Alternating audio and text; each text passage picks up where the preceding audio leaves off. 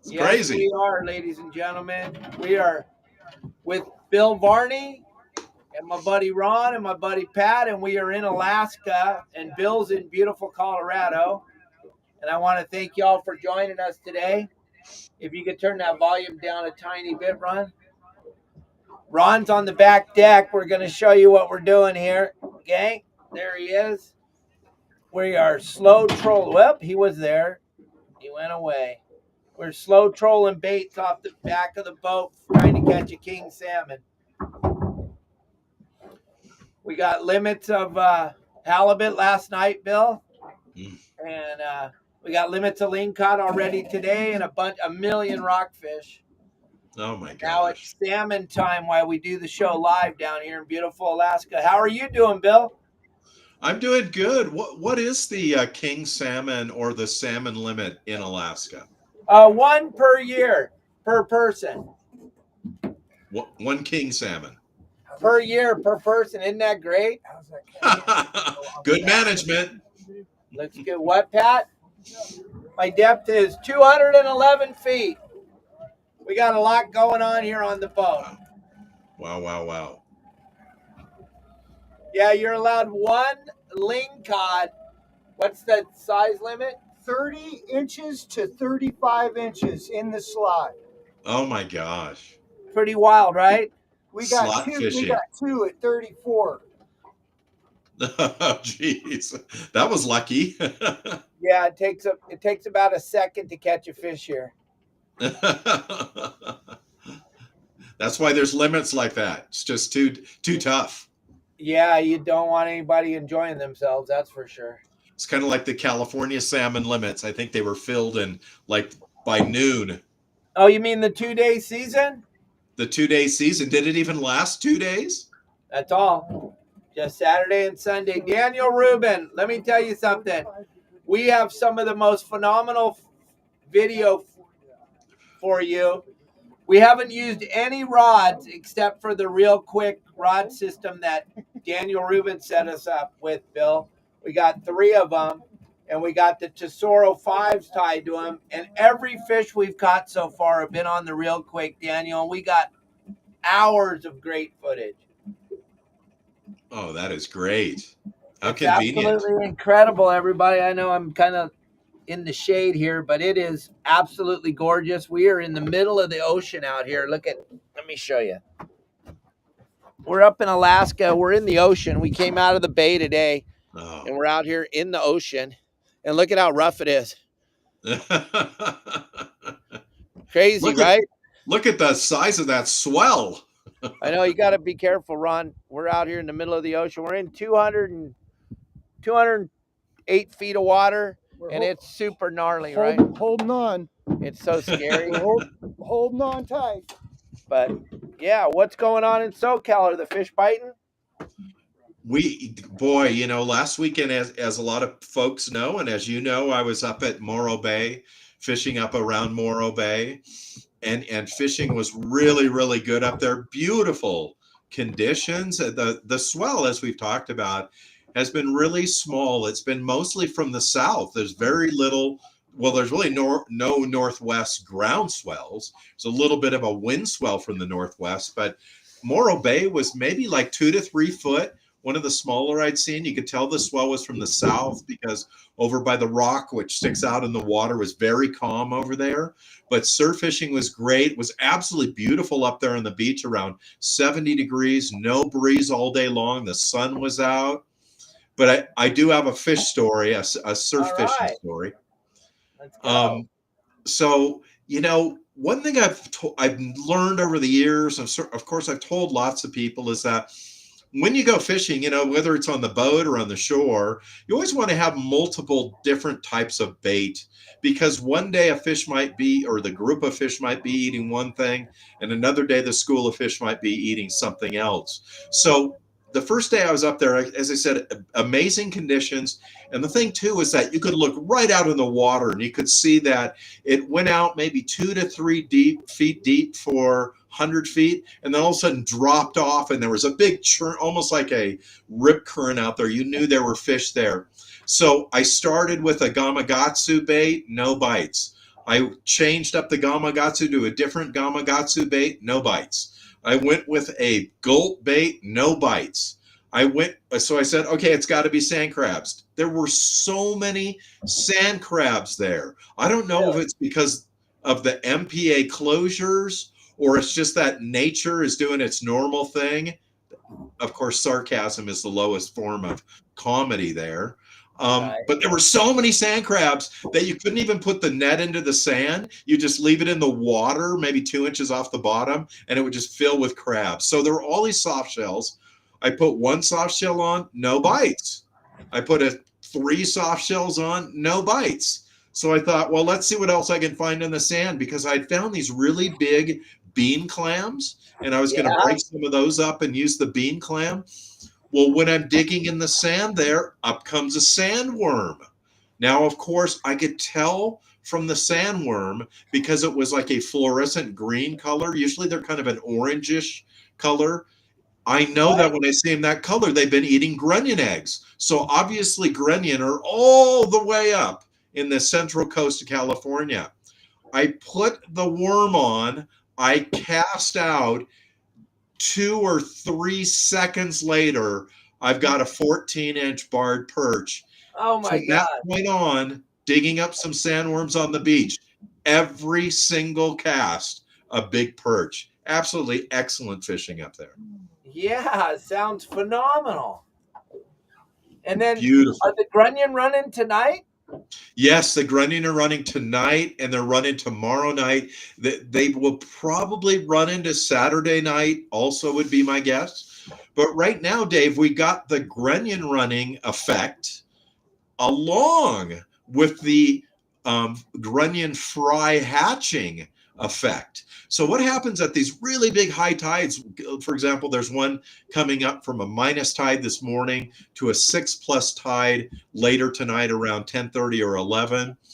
When that water rushes up on the beach, not only do those Grunion come up with it to lay more eggs, but their eggs from the past are hatching, and those little Grunion are making their way into the surf. And if you pay attention to the surf, you can see on the inside all of those small Grunion, just like schools of sardine that you see, Sardinia, that you see on the East Cape that get balled up right next to shore. That's exactly what's happening on all of our beaches now. And, I got a email just yesterday from one of my buddies who went out the last couple of days fishing, and he caught 30 in one session, 30 sublegals in one spot and 4 keepers in one morning on smelt that he had made inside the harbor that very much imitate the Grunion, and then casting those out for bait. So it's been some really, really good surf fishing. Sounds incredible. Gang, today's show is sponsored by Okuma, and I'll tell you what, we're using a bunch of different Okuma products up here. We got the Tesoro 5s that Daniel Rubin sent up here with us. We have a lot of the Fish Labs products that Okuma makes. We're using these soft Mac attacks right now, and these things are absolutely incredible. Ron and I both have big halibut that we caught last night on these. They're absolutely insane, Bill. They're white. They work epic.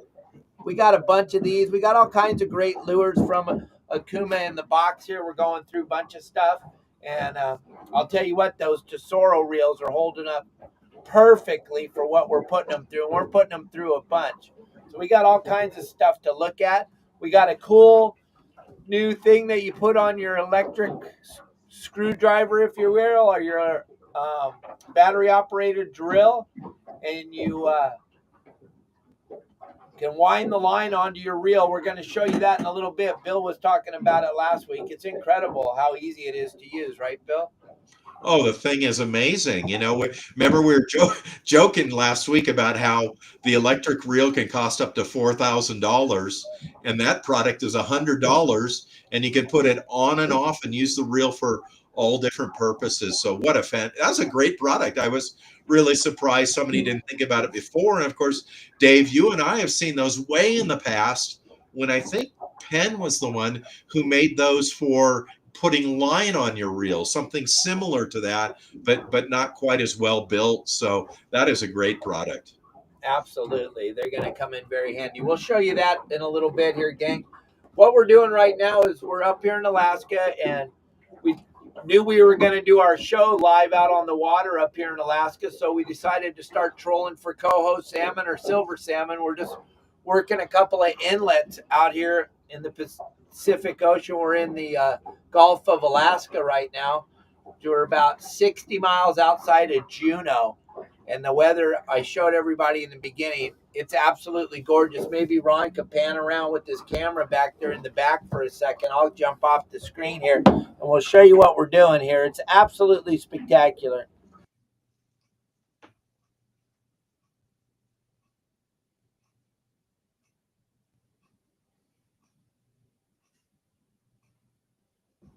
Isn't that weather insane? Hold on one second. Isn't that beautiful, Bill?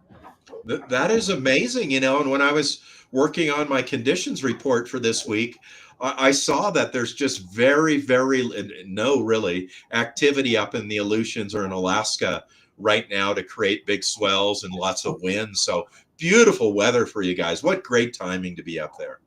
Absolutely. And we're running over some fish here, marking some fish at 116 feet. Big school right here, 25 feet, giant ball of bait. It's pretty cool right now. It's pretty spectacular out here. We're very blessed to be where we're at. We're at the Wild Alaskan Lodge up here just outside of Juneau. My good friend Mike Lewis and his wife Jamie found these guys, Bill, while we were at the Pacific Coast Sport Fishing Festival, brought them over to us. And here we are at their lodge enjoying a beautiful day. Perfect conditions. Absolutely. So and nobody's wearing rain gear.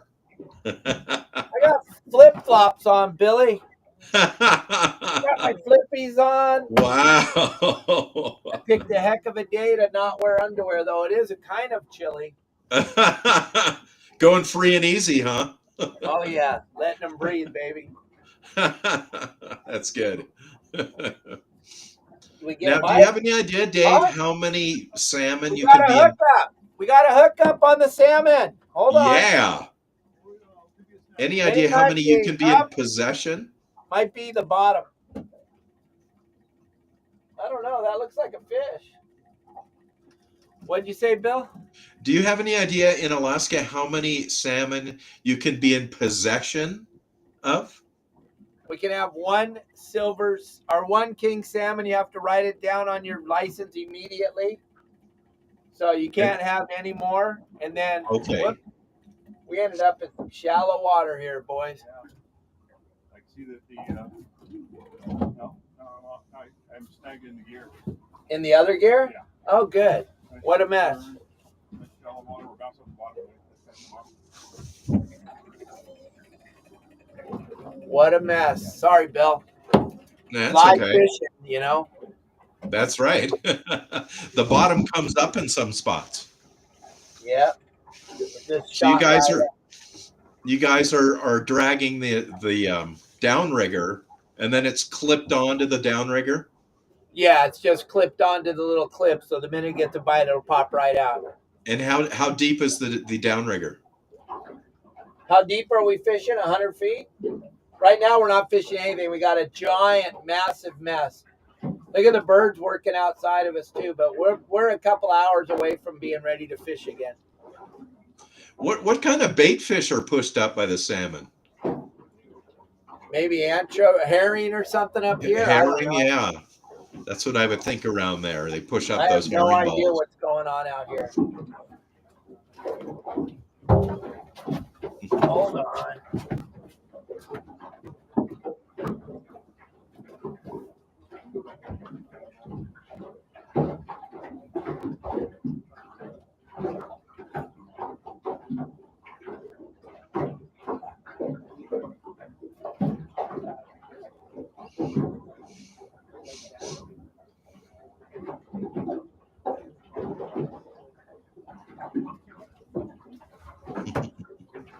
Look at the bait on the machine.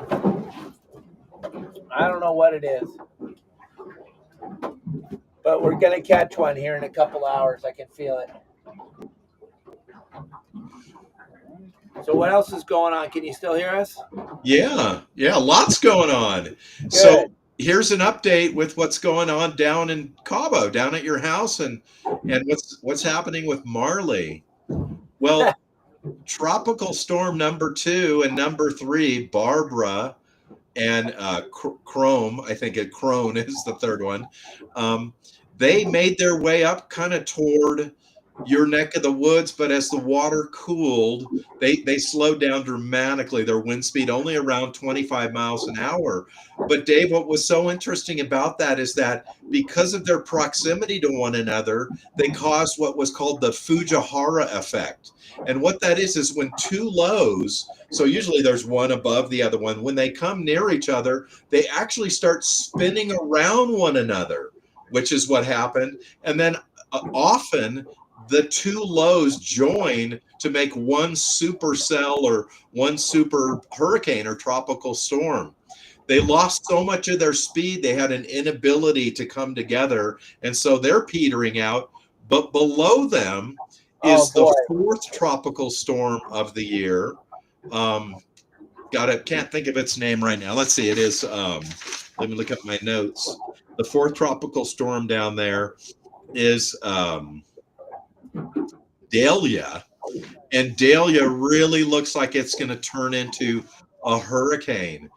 And one of the things that's really interesting in Southern California that does affect offshore fishing, surf fishing, and ultimately gives power sometimes to these hurricanes is the inversion that happens, a thermal inversion that happens in the California desert. And we've all seen this before, especially if when you're offshore, as a high comes over the California desert, it heats the desert. And as the heat rises or the air rises in the desert, a lot of times you'll look up in the mountains from the beach or from the islands and you'll see thunderheads over the mountains. Well, the reason that those occur is that as that hot air rises, it creates those storms. But more importantly, it creates a vacuum, or basically a suction off of the ocean from maybe 30 miles out all the way to shore, which brings in heavy winds in the afternoon and often fog during the day. So these thermal inversion layers are what we're going to see over the summer. We've got one that looks like it's going to occur over this weekend. So once again, all of that heat rises in the desert. It pulls all of this wind off of the coast, and it brings hurricanes from the southern hemisphere into the northern hemispheres. So that's really what we're going to see over the summer, and that's what we're seeing the next couple weeks. And that may have a lot to do with Dahlia and whether it becomes a hurricane. And of course, if it becomes a hurricane, we worry that it might come into Cabo or go up the East Cape. But most importantly, it's going to create swells, and those swells are going to push up the West Coast throughout California into Oregon and bring more warm water up the coast. So here come the fish. And as you guys have seen, the tuna, the bluefin tuna, now the yellowfin tuna is on the way, is all the way up to the Osborne, the Cortez Bank now, pushed up by that warm water. We'll see more of that over the next few weeks. Pretty exciting stuff. Yeah, it's kind of scary, the amount of tropical storms piling up down there already. It's kind of scary when you live down there, but for you guys up in SoCal, it's good because you're going to get some warm water, I guess. That's right, Dave. And that first tropical storm you guys had, I think that was right, if not right around one of the earliest tropical storms on record, which is about 100 years of this hurricane weather records that we have. So it does worry you. And I know that you remember a few years back, probably in around 16 or 17, where there were 22 hurricanes that originated down off of Veracruz. Last year, none. So, it's one of those things that evens out over time, and you've really got to hope that they make their way off to Hawaii. Yeah, that's when they keep turning out that way, it makes me pretty happy. But yeah, it's kind of scary. Kind of scary right now, watching them stack up. And right when I get home on the 20th, if you watch the 20th, we'll be home on the 18th, but on the 20th, there's a real monster coming. If you push back on windy for a week and a half, you're just going to go, whoa, look at this thing. There's a monster right now down there. Yeah, that's Dahlia, and it has greater than a 60% chance to become a hurricane. Yeah, it doesn't And, you look know, real good on that's the the chart. interesting thing, Dave, about those hurricanes is that if their fetch is close to shore, which is really dangerous for you, and Look at the certainly birds working right here on our bow. Look straight ahead. What now? I'm sorry. and so Delia, as it comes up the coast, or any of them, when they have a really close fetch to the coast, which is really dangerous for you, and especially dangerous on the East Cape and stuff because the water's so much warmer there, much more destructive up there. It doesn't help us in California because the fetch is so close to land, the swells peter out before they can make it up here. When that fetch is toward Hawaii, like we've had it in the last couple of years, and it goes out to the west, it creates big swells to come into Southern California and a lot of warm water, and pushes tons of those big, not only the bluefin north as they follow the cool water, but the yellowfin north too. So we really do hope it peels off of Cabo and makes its way out toward Hawaii. Okay. That's what I'm hoping for And every you know, day. last week, Dave, we talked a When I little bit look of on there and I'm not exactly. And last week we talked a little bit about my buddy up in San Francisco Bay and about predation of all of these salmon and why there's less salmon and all this. He decided to fill his boat with anglers. I think he takes 30 anglers, 25 or 30, and he put it online a day and a half before the opening, which was Saturday, and it filled up by that midnight that day. So he sent me a video of them going out in the morning. Once again, great conditions. They were going under the Golden Gate Bridge, flat glass calm. Everybody had all their rigs rigged up. Everybody had their spot on the boat. When they made their first stop, Dave, every single person hooked up, and within, I think, an hour and 40 minutes, he said, they were turning around to come home with everybody with their limits. It was absolutely the most wide open salmon bite on these kings he had ever seen before. for the whole 2-day season, huh? That's right. It was the 2-day season. He said the boat ride out and back was longer than the season. That's unreal. That's so sad. That is so sad. It Yeah, the is. regulation- It's hard to know regulations if up the here are calculation of crazy. the biomass is correct. It does make you wonder. Maybe they moved on to spawn elsewhere when they couldn't get up the delta because of all the sea lions. Who knows? Right. But everybody dropped their line in the water and caught limits right away, so that theory's out the window. Yeah, absolutely. Like I said, he said I should get the video because he just pans around the entire boat, and every single angler on the boat is hooked up, and him and the deckhand had really a look of worry on their face how they were going to get them all in the boat using the net. So good stuff up there, man. Oh, absolutely. Absolutely. So where do you think they should go look around for Grunion tonight if they're going to go? You know, the Grunion have really spread out. As this month will still be good. There'll be a lot of Grunion on the beach. I always suggest that everybody looking for Grunion, you want to go to places where you can find soft sand, and that would be near any river mouth that comes out, near jetties or next to jetties, areas where the sand is soft. If you go on a beach and you walk on that beach and the sand is very hard there, you'll underneath your feet, you'll know that it's not going to be as productive as beaches that you walk on where the sand is really soft. Beaches like San Diego, like Mission Beach, Imperial Beach down by the border, less so maybe up by Carpinteria, or excuse me, Carlsbad, more so by Oceanside. Then when you get up into, of course, Orange County, probably not as productive around the Newport jetties and much more productive around places like Bolsa Chica, Surfside, Seal Beach. Those areas are going to be productive. And then the South Bay has been good all along the South Bay. Hermosa has a great run. Manhattan's had a good run. Dockweiler's been good. I know Venice has been good. So all that's been good. And then up to Ventura, the very same idea there. Look for that softer sand. And then I know now as a fact, having been there and seeing eggs, that they're all the way up to that Grunion area, up around the Morro Bay area, and a little bit north of Morro Bay there. And really, I haven't gone above there, but how far north of Morro Bay are they? I wouldn't be surprised if they're all the way up on Pacific Beach, right on the outside of the harbor there and in the San Francisco Bay. So look for the soft sand.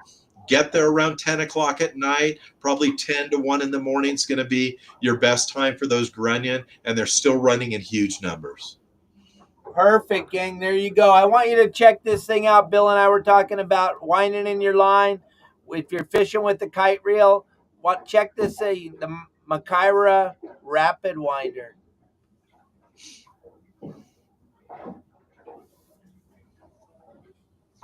Hey guys, this is John Bretza, Director of Product Development for Okuma Fishing Tackle. I have one of the most exciting new products that we just launched at the ICAST show. This is called the McCarty Rapid Crank. It's developed to fit the McCarty 50 wide or 80 wide reels. And so this has multi-use applications. So it was originally developed for guys that are gonna retrieve the kite. They don't have an electric reel.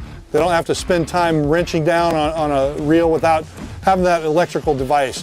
The other advantage, some guys want a deep drop for swordfish, but they don't want an electric reel. They want to drop down, but they want to fight the fish on an actual traditional rod and reel, but you're checking your bait throughout the day. So this will aid you in retrieving the bait, but when you hook that fish, you can fight it on a traditional reel. The other thing that you have is that it works as a line spooling station so that you can spool up your reels down at the boat. But the most important new feature that we found or benefit for this reel is that for West Coast anglers, there's a big explosion of guys chasing bluefin tuna, trolling big spreader bars very far behind the boat. Also, the Mad Max are very popular. They're running 150, 200 yards behind the boat. You might have 2 to 3 reels out there in the spread with lures out there. And so when you get bit, or you've got a boat coming at you, or you got to check to see if there's grass on the lure, you got to retrieve that lure out pretty quickly, but it wears you down. You want to be ready for that fish. This McCarty Rapid Crank, I'm going to show you exactly what happens. This is a packaging. You can see the back's got the instructions. And I'm going to open this up just so you can see exactly how it comes. So you're going to get the Rapid Crank that we have right here. And then you're going to also get this shaft, which is what you traditionally see on a traditional drill. 15-degree articulating shaft. And what this does is when you put it on a McCarty, you're going to put your McCarty in low speed, and then this is going to snap right in, and you'll see there's a little notch right here. It's going to snap right on place, right? And then what I'm going to do next is you take any drill that you have on the boat, and you'll see it actually swivels a little bit. So of course I'm not out fishing right now, this is just demonstrate, but the drill's in low speed, and you'll see right there, that is a lifesaver. We were just out tuna fishing 2 days ago. We were able to stay well rested, retrieve our baits, no problem. So that's the McCarty Rapid Crank. You just pop it off if you hook a fish and you're ready to go. Check it out over at Okuma Fishing USA. You can check out that product and many other of the great products from Okuma. So, Bill, we're going to bust off of here because we're almost out of battery power for the Starlink. It's pretty amazing, though. We're using Starlink Mini out in the middle of the water at the Wild Alaskan Lodge up here in Alaska, and we're just having the time of our lives. We're going to try to go live at dinner tonight. It should be around 7 o'clock your time, 6 o'clock our time. We'll see what happens. We're going to try to do that. Say hi, everybody. Yeah. What's up, Bill? Good to see you. Nice to see you, buddy. How you going? I'm doing great today. I'm glad to hear it. We're having a blast, my man. I want to see you catch some big fish. It's been good. A little exploratory trip last night turned into a wide open halibut rockfish bite. Unreal. Fish till almost 1 in the morning. Fantastic. People got to check this place out, the Wild Alaskan Lodge. It's amazing.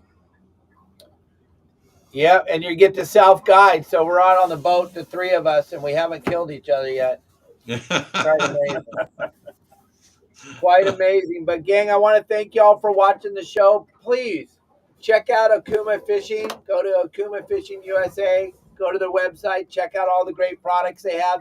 And watch all our videos. We're going to be putting out all kinds of great stuff.